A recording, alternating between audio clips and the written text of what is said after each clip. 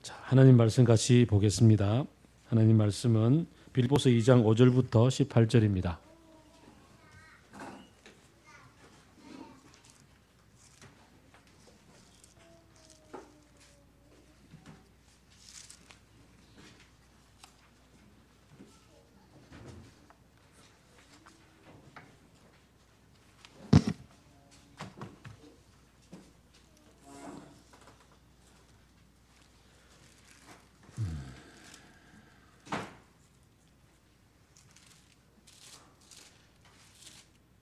이 2장 5절부터 18절 한 절씩 교독합시다.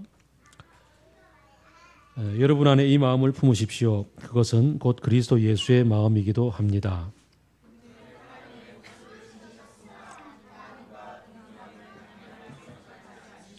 오히려 자기를 비워서 종의 모습을 취하고 사람과 같이 되셨습니다. 그는 사람의 모양으로 나타나셔서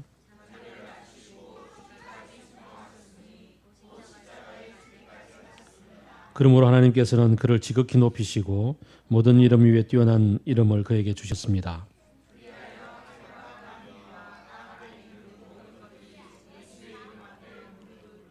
모두가 예수 그리스도는 주님이시라고 고백하여 하나님 아버지께 영광을 돌리게 하셨습니다.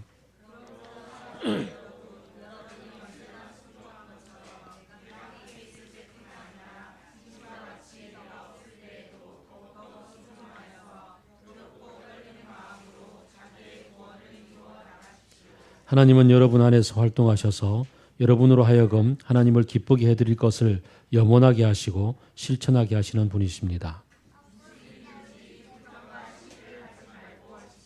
그리하여 여러분은 흠이 없고 순결해져서 구부러지고 뒤틀린 세대 가운데서 하나님의 흠없는 자녀가 되어야 합니다. 그리하면 여러분은 이 세상에서 별과 같이 빛날 것입니다.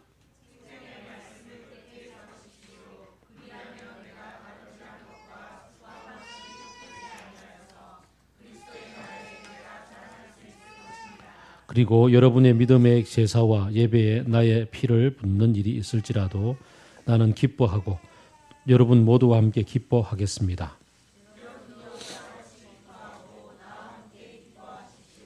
아멘. 오늘은 기쁘고 즐거운 부활절인데 조금 슬픈 얘기부터 좀 시작을 할까 합니다. 제가 최근에 가장 참 마음을 많이 쓰고 있는 여러 일들이 있습니다. 참 여러 일들 가운데서 참 귀한 만남이 있었는데 한 만남이 뭐냐면 그 조현병을 앓고 있는 분들의 그 어머니들과의 만남입니다. 엄마들과 함께 만나서 함께 이야기책 읽고 또 삶을 나누고 이러는 시간들을 갖는데 그 중에 한 분의 얘기가 참 심금을 울렸습니다. 정말 진심으로 정직하게 표현해서 나는 내 아이와 함께 죽을 결심을 5번 했다고. 아이가 살아가는 이 땅이 얼마나 힘들고 어렵고 그 다음에 또 이 병이 얼마나 오래 가는지를 잘 알기 때문에 이렇게 살아서 뭐하나 그런 생각이 들어서 5번이나 죽을 결심을 하고 실제로 뭐 한 번은 실행을 하기도 하고 그랬다고 얘기를 하는데 참 모두가 다 그 자리에 앉아있는 엄마들 모두가 다 아빠는 2분밖에 없고 다 이제 눈물이 그렁그렁해지는 거죠. 그 마음 다 아는 거죠. 세상을 살아가면서 참 힘든 일이 참 많은 것 같습니다. 어렵고 참 한숨 나는 일들이 많고 참 살아서 뭐하나 이런 생각도 들기도 하고 어떤 경우에는 죽지 못해서 사는 인생 같다 이런 생각도 듭니다. 이런 분들과 함께 얘기를 나누면서 이분들에게 행복이 뭔지 삶이 어떻게 기쁘게 살아갈 수 있는 건지 아이의 이 힘듦에도 불구하고 그래도 지금 우리가 누리고 있는 아이와의 이 하루하루 살아가는 속에 작은 기쁨들이 있지 않니? 이런 얘기들을 이제 끌어갑니다. 물론 이야기책이 도움이 되어서 함께 그 얘기로 이렇게 가는데 순적하게 이렇게 잘 오시고 있습니다만은, 그러나 거기는 제가 이제 일반 강사로 가서 얘기를 하는 곳이니까, 제가 목사이기 때문에 그 하나님에 대한 얘기를 간혹은 이렇게 할 수 있습니다만, 그것도 양해를 구하고 그렇게 하지만, 이렇게 교회에서 얘기하는 것처럼 마음 놓고 하나님의 진리를 다 이렇게 성경의 얘기로 이렇게 풀어내지는 못하잖아요. 그래서 이렇게 행복이 여기 있다는 것에 대해서, 그리고 우리가 아이가 이렇게 아프고 평생 동안 낫지 않을 것에 대해서조차도 받아들이면서 살아가야 되는 현실 속에서도, 또 이 부모들이 가지고 있는 가장 그 답답함, 안타까운 걱정 가운데 하나가, 내가 살아있을 동안에는 어쨌든 챙겨줄 수 있는데 내가 세상 떠나고 나면 얘는 어떻게 되나 라는 이런 걱정들 앞에서조차도 우리는 행복하게 살 수 있다고 얘기를 하는데,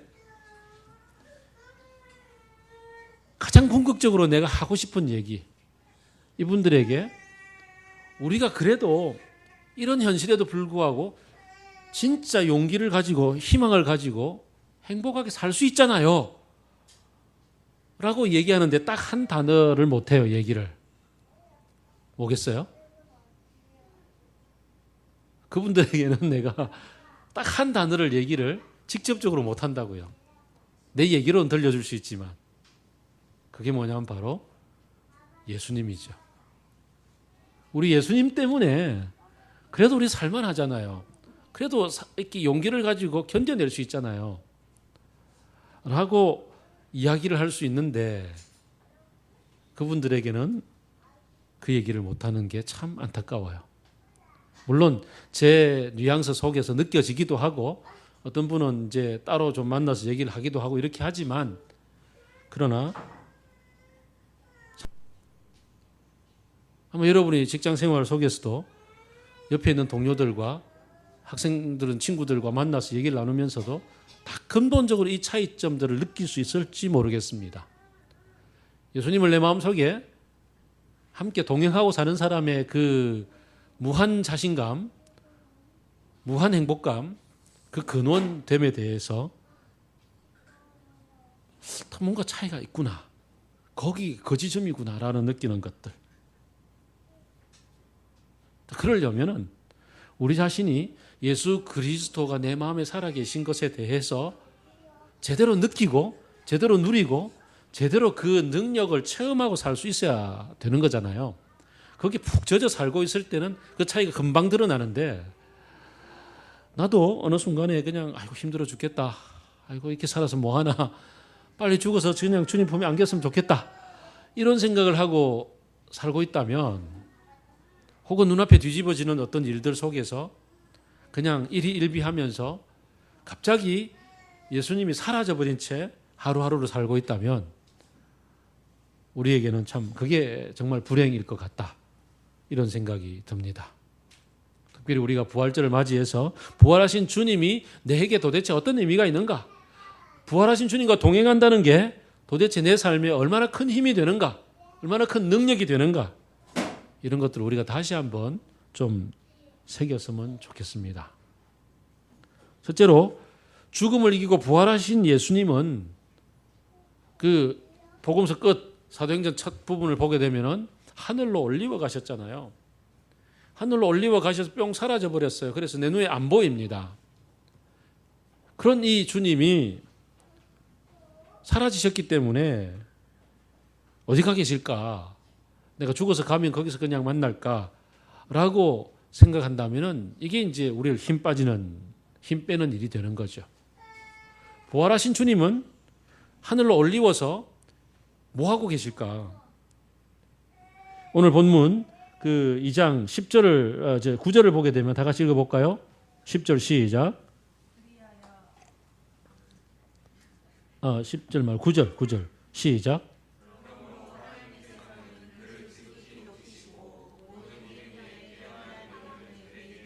그래서 10절 시작.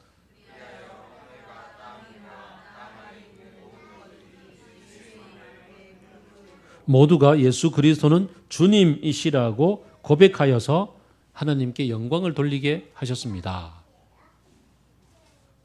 하늘로 올려갔다는 얘기는 우리 톰 라이트가 잘 설명을 하고 있는 것처럼 하늘은 고대로부터 이 땅을 둘러싸고 있고 땅을 컨트롤할 수 있는 곳, 쉽게 말해서 궁전과 같은 곳이란 말이죠. 궁궐. 궁궐에는 왕이 있고 왕은 거기에서 보좌에 앉아서 모든 것들을 호령하고 다스리고 있단 말이죠. 그 이미지가 바로 10절에 있습니다. 모든 만물들을 주님의 무릎 발 아래 꿇게 하시고 무릎을 발 아래 꿇게 하시고 그를 뭐라고 신하냐면 주라고 고백하게 하십니다. 당신은 나의 주인이십니다라고 고백하게 한다. 이게 하늘로 올리웠다라는 것에 담겨져 있는 가장 중요한 뜻이다라고 얘기를 합니다. 주님이 현재 이곳에서 눈에는 보이지 않지만 우리를 다스리고 계신다. 지금 현재 나의 삶을 이끌고 주관하고 계신다. 주님이 주도하시고 공급하시고 이끌어 가시는 그 삶의 중심에 계신다. 라는 것이 부활신앙의 가장 중요한 첫 번째 의미입니다. 주님이 지금 날 다스리고 계신다. 이 모든 것은 주님의 것이고 주님이 내 인생 책임지고 이끌어 가시고 주님이 주가 되시기에 그분만 따라가면 된다. 라는 것을 우리가 부활하신 주님에서 만나게 되는 겁니다. 두 번째는 또 뭐냐 하면은 주님께서는 고린도전서 15장도 얘기하고 있고 기타 많은 성경에서 얘기하고 있는 것처럼 죽음을 이기고 부활한 첫 사람이 되셨다라고 얘기하죠. 그 이전에 예수님 살아계시던 시즌에 저기 누구야? 그 마르다의 오빠 누구지? 나사로도 살아났고 그 다음에 그 12살 된 그 아이도 살아났지만 야이로의 딸도 살아났지만 그 아이들과 나사로는 다시 죽었잖아요. 잠시 생을 연장받은 것에 불과하지만 그러나 생이 끝났는데도 불구하고 생의 죽음을 딛고 다시 일어서신 분은 누구냐 하면 예수님밖에 없단 말이죠. 물론 이제 구약의 엘리야는 안 죽고 올라갔죠. 그 다음에 에녹도 마찬가지로 올라갔던 특별한 예가 있긴 합니다만은 안 죽고 올라갔고 죽고 나서 다시 살아났다라는 얘기는 그것도 몸을 입고 우리가 사도신경에서 고백하는 것처럼 우리의 몸을 입고 다시 살아났다는 것은 예수님이 1호. 그렇다면 예수님이 죽음을 딛고 일어난 그 첫 사람이 되셨다면 우리는 그를 좇아서 우리가 역시 죽더라도 그분처럼 다시 살아나겠구나라는 소망을 갖게 된다는 거죠. 그게 참 중요하죠. 저는 이 얘기를 해주고 싶은데 우리 엄마들에게 아들, 딸들이 지금은 이렇게 병을 앓고 힘들어하지만 로마서를 보면요. 모든 피조물도 다 신음하고 고통하고 안타까워하는데 그들이 바라고 있는 것은 단 하나, 마지막 그날입니다. 주님이 살아나셨던 것처럼 우리 모두가 다시 살아나는 그날입니다. 그날이 되면 고린도전서가 얘기하는 것처럼 썩을 육체를 지녔던 몸들이 다 썩지 않은 것을 입게 되고 지금은 한정적인 것들을 입고 살지만 그때 가장 영원한 별처럼 빛나는 것들을 입고 살게 될 것입니다. 그날을 소망합시다. 이런 얘기를 해주고 싶은데 그 얘기를 못하는 자리란 말이죠. 그 자리는 직접적으로. 그게 안타까운데 우리는 여기 살 수 있잖아요. 우리는 바로 그런 소망을 갖고 있기 때문에 지금 힘들어도 견딜 수 있다라고 얘기할 수 있는 게 두 번째란 말이죠. 그래서 우리는 어떻게 하면 되냐고요? 그리스도인이 되었다는 특권이 뭐냐고요? 너희 안에 이 마음을 품으라. 이는 그리스도 예수의 마음이니. 예수 그리스도의 마음을 품고 예수 그리스도 안에 푹 젖어 살다 보면 주님이 부활하셔서 지금 나를 다스리고 계시는 것 때문에 주님을 바라보고 그저 열심히 걸어가기만 하면 된다는 것 때문에 단순해지고 심플해지거든요. 그렇지 않으면 어떻게 됩니까? 내가 다 계획해야 되고 내가 다 신경 써야 되고 이거 잘못되면 어떡하나 노심초사하게 되고 이 한 건 이거 분명히 계약돼야 되는데 그래서 밤새게 되고 이 레포트 내 이번에 A 성적 받아야 되는데 뭐 이것 때문에 아주 초조하게 되고 그런단 말이죠. 그런 초조함 속에서 내가 내 인생을 책임지고 살아갈 때 내 인생은 불안 속에서 견딜 수가 없게 되는데, 주님이 내 주인 되셔서 지금 다스리고 계시기 때문에 나는 주님 안에서 뭐가 되든지 되겠지. 뭐가 돼도 될 거야. 그래서 그 안정감 속에서 편안하게 잠을 잘 수가 있는 거죠. 그래서 주께서 사랑하는 자에게 잠을 주시는도다. 주께서 우리를 지켜주시지 않으시면 그 파수꾼에게 지키는 것도 헛사고 뭐 내가 열심히 노력하는 거 다 헛사가 될 텐데 주님이 지켜주시니 안전하다 라고 생각하고 인생을 그냥 룰루랄라 좀 평안하게 살 수 있단 말이죠. 아니 내가 죽고 나면 내 아이 어떻게 될 것인가? 주님이 책임져 주십니다. 비록 지금 아픔을 겪고 있지만 그 속에서 주님이 주인 되셔서 이끌어 가십니다. 그거 믿고 갑시다. 정말 이러고 싶은데 그 얘기를 애둘러서 해야 되니 거기 답답함이 있어요. 근데 우리는 할 수 있잖아요. 우리 모두는 주님이 내 안에 계시니 책임지십니다. 지금 창원에서 출근하고 있지만 그 안 된다 뭐 이렇게 얘기 들어오면은 죽을 것 같았어요? 아닐 거라고. 안 죽을 거라고. 직장이 없으면 어때? 책임져 주시겠지. 그 다음 길을 열어주시겠지. 그러고서 가는 거예요. 좀 이런 좀 천하태평의 마음을 가질 필요가 있다. 이럴 때 어떤 일이 생깁니까? 오늘 본문에 보니까 예수 그리스도가 내 안에 계시면 그 다음에는 무식하면 용감해진다고, 단순해지면 용감해지거든요. 예수 그리스도의 마음을 품어라. 그는 하나님과 동등하신 분이지만 동등됨을 취할 것을 여기지 않으시고 몸을 비워서 이 땅에 내려오셔서 인간이 되셨고 인간이 되신 것뿐만 아니라 죽기까지 복종하셨다. 주님이 그러셨네. 그러는데 주님이 책임지고 하나님 부활시켜 주셨네. 그러면 그렇게 되는 거지 뭐. 그러고선 좀 심플하게 나도 이 마음을 좇아서 가라면 가는 거야. 좀 이런 좀 단순함으로 좀 살아가 보자고요. 우리 오늘 유아 세례를 받으신 우리 최성엽 아빠께서 그 인생에 참 값진 경험을 하셨잖아요. LG 갔다가 삼성 갈 때. 그죠? 참 인생에 값진 경험을 했어요. 원래 인생은 그렇게 돈 주고 하면서 이제 건데 어때요? 배우고 나니까 그래 있어도 되고 와도 되고 이게 내 인생을 좌지우지하는 게 아니구나 알게 되는 거죠. 그런 게 내 인생을 좌지우지하는 게 아니다. 힘내자. 힘내서 가자. 가다 보면 그 다음 주님이 이끌어 가시는 데가 있겠지. 그러고 가면서 용기 있게 그럼 주님이 하셨네요. 그럼 나도 나를 비워서 주님이 가라고 그러시면 종의 형체를 지니고 그리고서 또 주님 가라고 하신 대로 낮아질 수 있는 삶을 살 수도 있겠습니다라고 단순해지는 거죠. 스데반이 뭐 복잡하게 생각해서 그래서 어떻게 순교를 당했겠습니까? 단순하게 주님이 가시는 저기 하늘이 열리고 주님 보입니다. 여러분 주님의 말씀에 따르면 여러분은 정말 회개해야 될 사람들입니다 라고 막 얘기했더니 막 돌로 치려고 그러는데도 불구하고 하느님이 계신데 내가 거짓말 하겠습니까? 그러고 얘기하려고 돌로 쳐 죽임을 당했어요. 죽으면 죽으리라 그러고.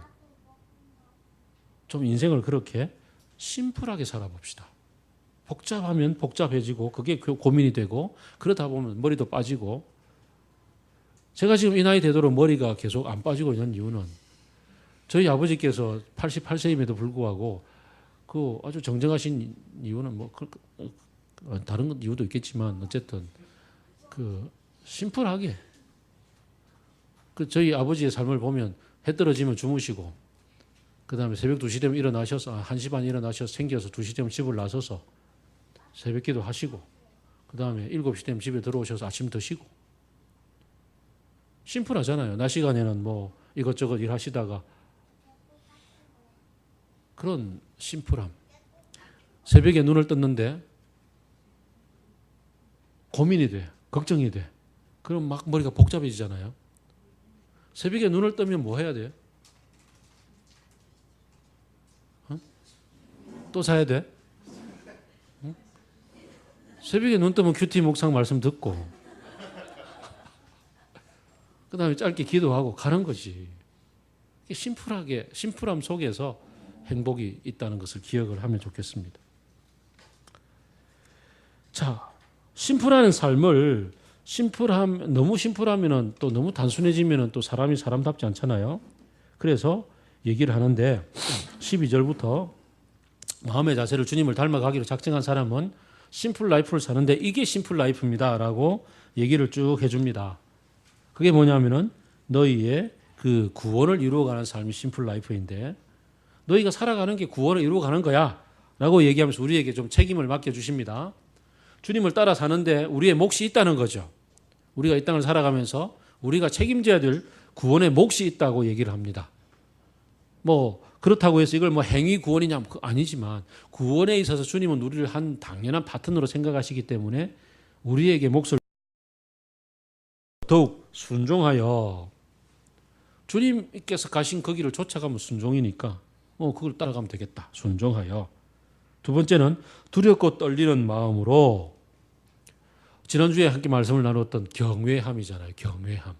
이 두렵고 떨림이 벌 받으면 어떡하나, 구원 못 받으면 어떡하나, 구원을 이루어가라 그랬는데 이거 책임지고 내가 가다가 내가 벌 받아서 지옥에 떨어지면 어떡하나, 이런 두려운 마음, 걱정거리가 아니고 하나님을 경외하는 마음, 존경하는 마음으로, 당연히 따라가야 되는 마음으로, 그분이 하시면 당연히 가야 돼 라고 얘기하는 게 두렵고 떨리는 마음으로 주님을 바라본다.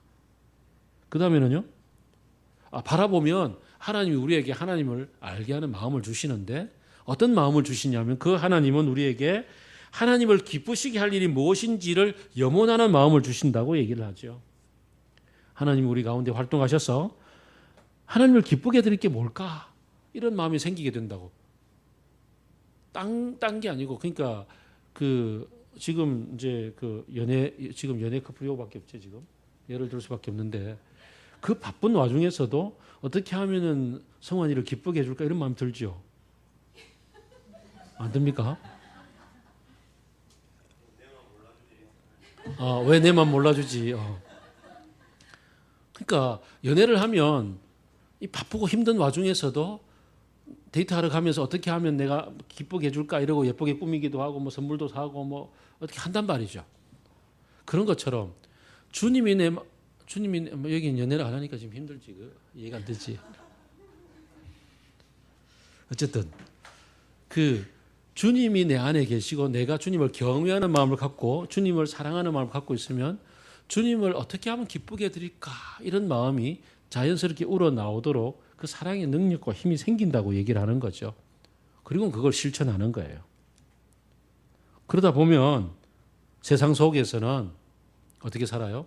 내가 주님의 사람인데, 내가 주님의 이름으로 사는 사람인데 라는 마음이 들기 때문에 어떻게 한다고? 순전한 마음으로서, 어떻게 흠없고 순결한 마음으로서 사는 거죠.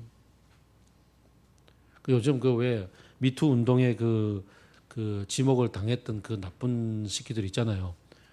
그분들이 왜 그런 짓을 할까요? 내가 여기에서 최고니까 누가 날 건드려 내 눈에 비는 대로, 내 눈에 보이는 대로 그냥 저지르고 말잖아요. 근데 제가 여러 성도들을 만날 때, 여러 자매들을 만날 때 하나님이 내 마음에 계시고 내 마음이 자매의 마음에도 있다는 것을 알 때, 하나님이 우리 가운데 계신다는 걸 알 때 내가 엉뚱한 마음이 생길라 카다가도 들어가겠죠. 남다니까 생길라 카다가까지는 나올지 몰라도 쏙 들어갈 거라고, 하나님 계신 걸 아니까. 하나님과 동행하는 사람은 그래서 이 세상에서 흠없고 순결한 삶을 당연히 살게 되더란 말이죠. 그래서 너희 안에 이 마음을 품으라 그리스도 예수의 마음이니 라는 이 마음을 품고 살다 보면 2장 1절 2절로 가더라도 공동체 속에서도 뭔가 시비거리가 생기더라도 내가 당신이 나보다 낫습니다 라는 마음이 들면 아이고 미안합니다 라는 말을 더 먼저 하게 되어 있고, 당신이 나보다 낫습니다 라는 생각을 갖기 때문에 서로 같은 마음을 품게 되어 있다라고 이야기를 하는 겁니다. 부활을 사는 사람들의 가장 일상적인 삶이 바로 이런 삶을 사는 거라고 평소 우리가 하는 거죠. 그리고는 이제 그 모든 것을 더 베이스에 잘 깔아주고 든든하게 세워주는 게 뭐냐면은 말씀을 굳게 붙잡아라. 누구의 얘기를 듣느냐에 따라서 우리의 영향력, 우리의 생각은 바뀌잖아요. 왜 검사들이 쭉 가면 계속 그 짓을 계속하고 그렇게 권위적으로 살아가게 되느냐 하면은 그 도제 교육 속에서 위에서 내려오는 그대로 보고 자라기 때문에 그렇게 되는 거죠.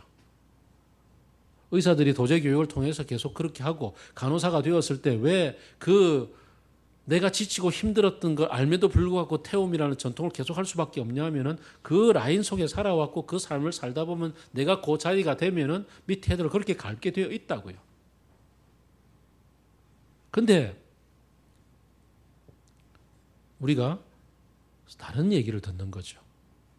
그런 얘기가 아닌, 선배들의 얘기가 아닌 다른 얘기, 성경 말씀을 통해서 다른 세상의 얘기, 하나님이 다스릴 세계의 얘기, 하나님의 얘기를 들을 때 우리가 힘이 나고 바뀌어져 갑니다. 나니아 나라 얘기를 보면요.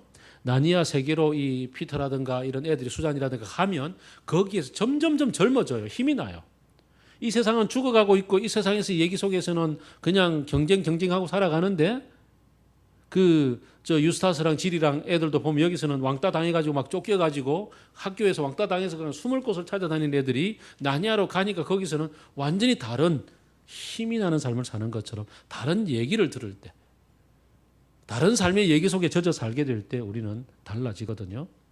그러니까 말씀이 중요하다고. 그래서 말씀을 꾸준히 듣는 거. 매일 아침 눈 뜨면 뭐 하라고요? 큐티 나눔 듣기. 말씀을 듣고 살아야, 그래야 주님이 부활하셨지. 주님 부활한 주님 내 안에 계시지. 내 안에 계신 주님 이런 말씀 주셔서 이렇게 힘내 살아가야 돼 라고 살게 되는 겁니다. 거기다가 더하기. 참 중요한 건데 17절 16절부터 보게 되면은 말씀을 굳게 붙잡으십시오. 그렇게 할 때 나의 다름질한 것도 수고도 헛되지 않고 나도 주님 앞에 가서 내가 자랑할 게 있지 않겠습니까? 라고 얘기를 하면서 바울이 자기가 여러분들을 다 이렇게 복음을 나누고 가르쳤다는 것을 얘기하면서 더 나아가서 여러분의 믿음의 제사와 예배에 나의 피를 붓는 일이 있어도 이거 관제, 드링킹 오퍼링이라고 해서 그 구약에서는 제사를 드릴 때 거기다가 제물의 피를 받았다가 붓습니다. 이것도 하나의 제물로 올려드리는 거니까 피는 거룩하니 이렇게 해서 이제 피를 올려드리는 것처럼 내 삶이 바울이 내 삶이 여러분이 드리는 삶의 예배, 여러분의 삶에 드리는 제사 그 위에 내가 온전히 피를 부어서 드리는 내 생명을 다해서 드린다 할지라도 나는 기뻐하고 기뻐하겠습니다. 그 아낌없이 주는 나무라는 그 어른을 위한 그림책이 있잖아요. 나무가 소년과 더불어서 같이 자라나가는 세월 속에서 아낌없이 모든 자기의 삶을 다 주었습니다. 그것처럼 공동체 속에서 믿음의 선배는, 믿음의 부모는 자라오는 후배들을 위해서 아낌없이 믿음의 모든 것들을 진액을 다 부어서 쏟아 부어주는 그런 삶, 그리고 무엇보다도 바울처럼 이렇게 앞서서 나가서 삶을 살아가는 모델, 그런 믿음의 모델들이 공동체 속에 있을 때, 그럴 때 우리는 또한 하나님 예수 그리스도의 부활을 제대로 살아갈 수 있는 사람들이 되는 거죠. 참 그런 면에서는 저도 참 여러분 앞에 많이 부끄럽고 참 여러분이 따라가기에 여러분이 바라볼 때 목사님 저 절에가 안 되는데 뭐 이런 이제 타산지석이 되면 참 안 되잖아요, 그죠? 그래서 그 타산지석이 아닌 여러분의 삶 속에 그래도 리더로서 이렇게 섬기는 모습들 속에서 좀 더 깊은 주님을 닮아가는 모습이 있게 되기를 또 소망하면서 바라면서 그렇게 또 말씀을 함께 나눕니다. 동일하게 여러분들도 여러분의 후배들에게, 여러분의 목원들에게, 또 여러분의 자녀들에게 동일하게 이 생명의 말씀을 지켜나감에 있어서 예수 그리스도를 따라감에 있어서 그렇게 여러분의 삶의 제사 가운데 나를 관제로 부어드릴지라도 나는 기뻐하고 기뻐합니다라는 이런 헌신의 자세가 될 수 있기를, 그런 선배들을 보고 자라야 그래야 되는 거 아니겠습니까? 그런 공동체, 맑은 물 교회가 그렇게 함께 자라나가면 그 속에서 또 부활의 공동체로서 힘차게 살아갈 수 있게 되는 거죠. 그리하여 마지막으로 기뻐하고 기뻐하십시오. 삶이 우리를 속일지라도 참 극복하기 힘든 평생 지니고 살아가야 되는 바울이 3번이나 간절히 기도했으나 그러나 평생 동안 육체의 질고를 지니고 살았던 것처럼 우리가 평생 짊어지고 살아갈 수밖에 없는 그러한 어떤 그 짐들이 내게 있다 할지라도 그 속에서조차도 나는 주님이 내 안에 계시기 때문에, 살아계신 주님이 다스리고 계시기 때문에, 주님이 나의 인생을 책임지고 계시기 때문에, 또 여기에서 내 인생 끝난다 할지라도 다시 나는 살아서 주님 안에서 부활을 체험하며 살 수 있기 때문에, 그래서 용기를 가지고서 이 세상의 삶이 아닌, 이 세상의 사람들이 마구 달려가는 부다방처럼 달려가는 그러한 삶이 아닌 다른 얘기를 듣고 살아가는 삶, 하나님 나라의 얘기를 듣고 살아가는 삶을 용기 있게 살아갈 수 있게 되는 거죠. 부활을 사는 삶, 부활을 살라라고 얘기할 때 너희 안에 이 마음을 품고 두렵고 떨림으로 구원을 이루어 가라. 동일한 말씀인 것을 기억하고 주님을 내 마음속에 새기고 살아계신 주님이 다스리심을 새기고, 그리고서 그 주님이 내 인생 책임지고 끝까지 영원까지 책임진다는 걸 알고, 이 생에서의 끝이 아니라, 이 땅에서의 삶이 끝이 아니라 다시 몸을 입고 부활한 삶의 소망까지 있다는 사실을 알고, 아까 박 목사님이 나누어주신 말씀처럼 이 세상으로서 끝나버린다면 우리는 정말 불쌍한 사람이겠지만 다시 이어지는 영원한 삶이 있다는 걸 생각해 본다면 그 삶의 가치를 가지고서 여기를 용기 있게 살아갈 수 있게 되기를 바랍니다. 기도하겠습니다. 보호하신 주님, 내 삶 속에서 나를 다스려 주옵소서. 주님 되심을 고백하며 주님을 따라서 단순하게 살게 하여 주옵소서.